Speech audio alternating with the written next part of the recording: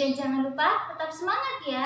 Meskipun kita belum bisa bertatap muka secara langsung, tetapi hal tersebut tidak menyurutkan semangat kita untuk terus belajar, dan belajar. Baik anak-anakku yang Ustazah sayangi, sebelum kita mulai kegiatan belajar pada hari ini, mari kita membaca doa terlebih dahulu. Berdoa dimulai.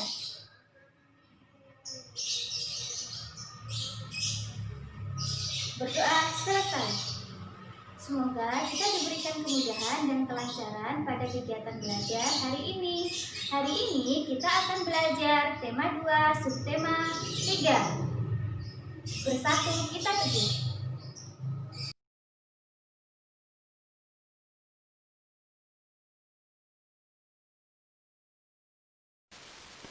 Muatan Bahasa Indonesia KD 3.4 dan 4.4.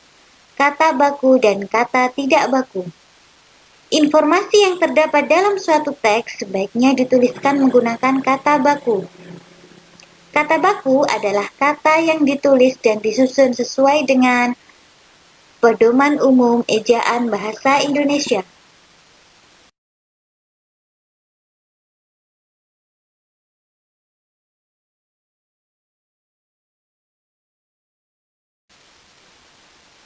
Nah, anak-anak, ayo pilihlah dari kata-kata berikut yang termasuk kata baku.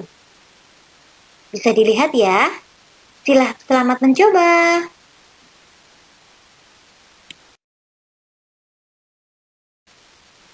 Menuliskan informasi penting suatu teks sejarah menggunakan kata baku. Salah satu cara menemukan informasi teks adalah dengan menggunakan kata tanya 5W plus 1H. Apa, di mana, kapan, siapa, mengapa, dan bagaimana. Informasi yang sudah ditemukan akan lebih mudah diingat apabila disajikan dalam bentuk diagram dan dituliskan menggunakan kata baku.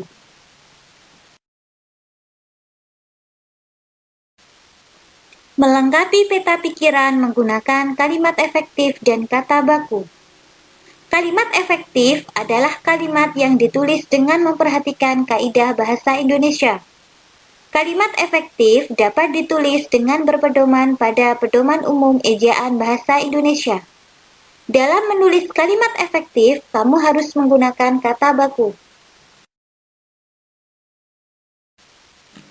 Kata baku dan kata tidak baku dalam teks. Ayo ingat kembali kata baku yang sudah kamu pelajari.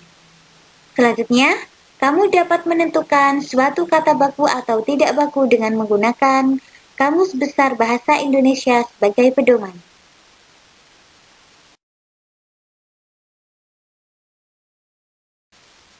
Muatan IPA KD 3.3 dan 4.3. Manfaat adaptasi makhluk hidup bagi manusia dan lingkungan. Manfaat tumbuhan bagi manusia dan lingkungan. Yang pertama, lidah buaya. Lidah buaya memiliki habitat di darat dan mampu bertahan di lingkungan kering. Lidah buaya dapat menyerap polusi udara di sekitarnya. Daging lidah buaya sering dimanfaatkan oleh manusia, seperti untuk penyembuhan luka luar.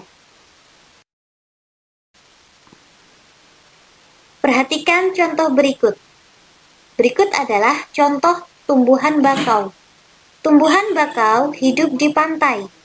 Tumbuhan bakau memiliki akar tunjang yang berfungsi menahan tumbuhan dari terjangan ombak. Manfaat hewan bagi manusia dan lingkungan. Cacing. Cacing menghasilkan kotoran yang dapat membuat tanah menjadi subur. Gerakan cacing di dalam tanah juga membuat tanah berpori. Tanah yang berpori membuat tanah mampu menyerap air dan nutrisi, sehingga tanaman yang hidup di tanah tersebut menjadi subur. Domba.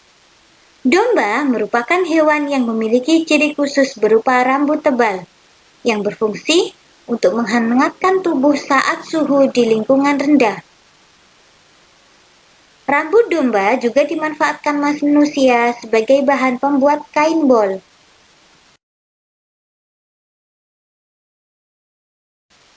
Pelestarian tumbuhan berdasarkan lingkungan hidupnya.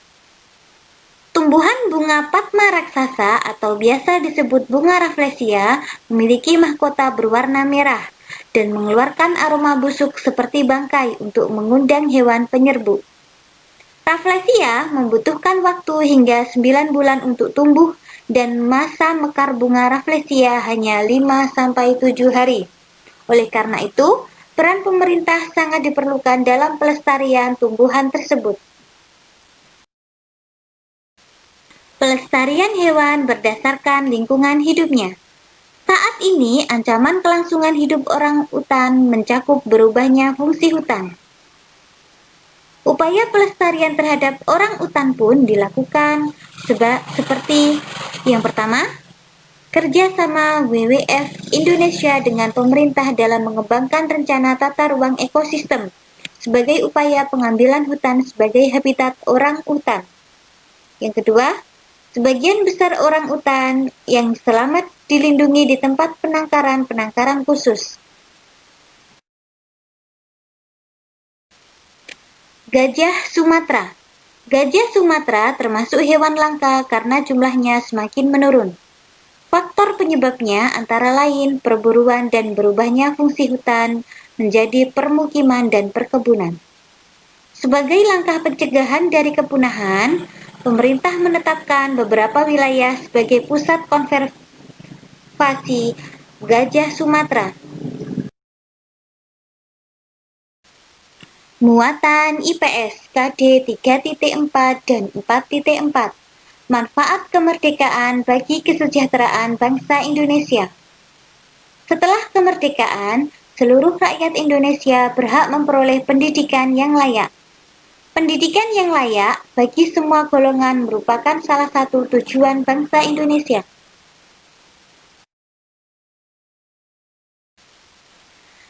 Setelah merdeka, perekonomian Indonesia berhasil dikuasai oleh negara. Pemerintah mulai memperbaiki perekonomian bangsa Indonesia. Rakyat Indonesia dibebaskan untuk melakukan kegiatan ekonomi untuk meningkatkan kesejahteraannya.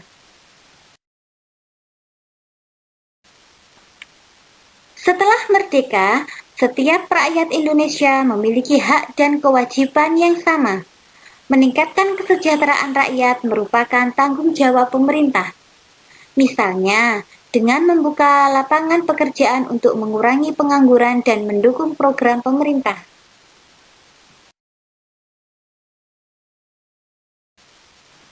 Muatan IPS KD 3.4 dan 4.4. Upaya meningkatkan kesejahteraan pada masa awal kemerdekaan. Kebijakan Oeang Republik Indonesia atau ORI. Pada 1 Oktober 1946, pemerintah mengeluarkan larangan menggunakan mata uang lica dan digantikan dengan penggunaan ORI sebagai alat pembayaran yang resmi. Konferensi Ekonomi pada tahun 1946, Menteri Kemakmuran Darmawan Mangunkusumo mengundang para kepala negara di Pulau Jawa untuk mengadakan konferensi ekonomi. Terkait pinjaman nasional, pemerintah mendirikan Bank Tabungan Pos. Program ini bertujuan untuk mengumpulkan dana bagi kepentingan perjuangan dan meningkatkan kepercayaan rakyat kepada pemerintah Indonesia.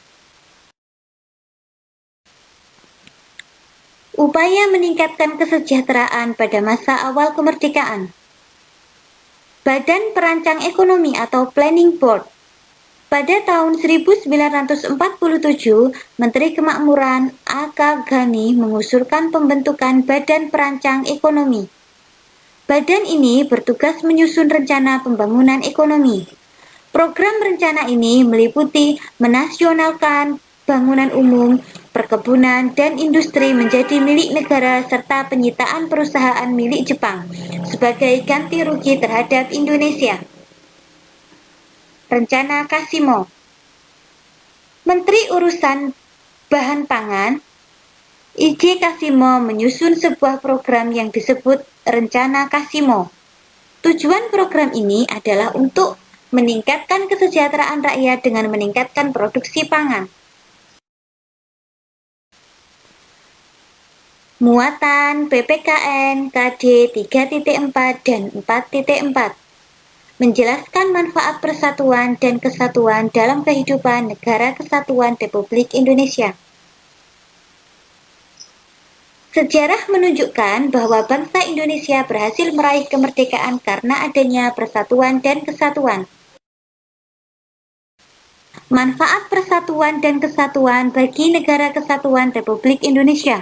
Manfaat yang pertama, bangsa Indonesia menjadi bangsa yang kuat dan maju. Yang kedua, pembangunan nasional akan berjalan dengan lancar, aman, dan cepat. Yang ketiga, kesejahteraan masyarakat akan tercapai secara adil dan seimbang. Yang keempat, bangsa Indonesia terhindar dari perselisihan. Dan yang kelima, persaudaraan antar warga negara terjalin semakin erat. Pentingnya persatuan dan kesatuan demi kesejahteraan rakyat. Untuk mencapai persatuan dan kesatuan, kita perlu memiliki sikap peduli, rela berkorban, mendahulukan kepentingan bersama, dan toleransi. Contoh penerapan nilai-nilai persatuan dan kesatuan. Yang pertama, mencintai dan menggunakan produk Indonesia. Yang kedua, rajin belajar untuk membangun bangsa. Yang ketiga, mempererat kerjasama.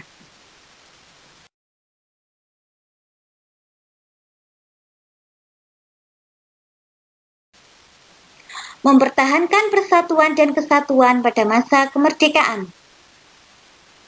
Berikut cara-cara untuk mempertahankan persatuan dan kesatuan pada masa kemerdekaan. Yang pertama, menjaga keharmonisan antar suku bangsa dan agama. Yang kedua, meningkatkan semangat kekeluargaan dan gotong royong. Yang ketiga, memperluas pergaulan dengan orang yang berlainan suku bangsa dan agama. Yang keempat, meningkatkan pendidikan masyarakat. Yang kelima, tidak mudah terpancing oleh pihak-pihak yang ingin memecah belah. Yang keenam, meningkatkan rasa peduli sosial kepada orang-orang di sekitar. Dan yang ketujuh, melakukan pemerataan pembangunan hingga ke seluruh pelosok negeri. Berikut adalah contoh meningkatkan semangat kekeluargaan dan gotong royong.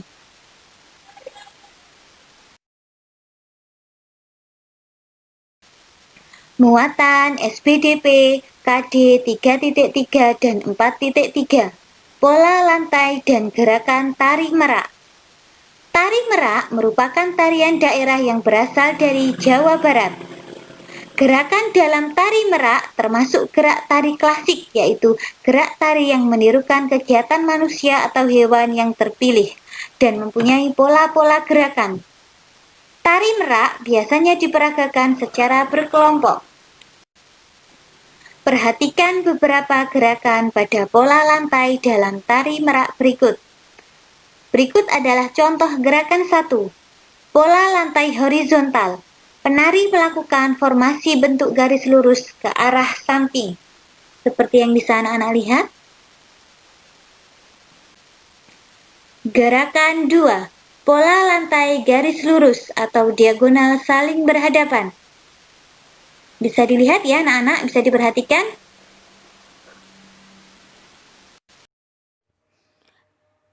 Selanjutnya, gerakan 3. Pola lantai garis lurus atau diagonal saling berlawanan arah. Bisa anak-anak lihat seperti di gambar. Kemudian gerakan 4. Pola lantai garis melingkar. Penari melakukan gerakan secara melingkar dan menghadap ke arah luar. Nah, tadi Ustazah sudah menjelaskan bagaimana langkah-langkah gerak dan pola lantai tari merak. Ayo teman-teman coba praktikkan tari merak.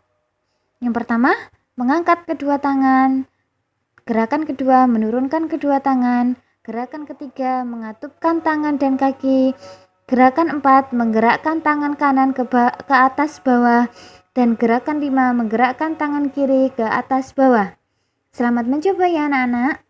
Anak-anakku, bagaimana kegiatan belajar pada hari ini? Semoga kalian semua paham dengan apa yang Ustazah jelaskan pada kegiatan belajar hari ini. Ustazah berharap semoga kalian di rumah selalu menjaga kesehatan, menjaga sholat 5 waktu, selalu berdoa, dan jangan lupa murojaahnya ya. Semoga bermanfaat. Assalamualaikum warahmatullahi wabarakatuh.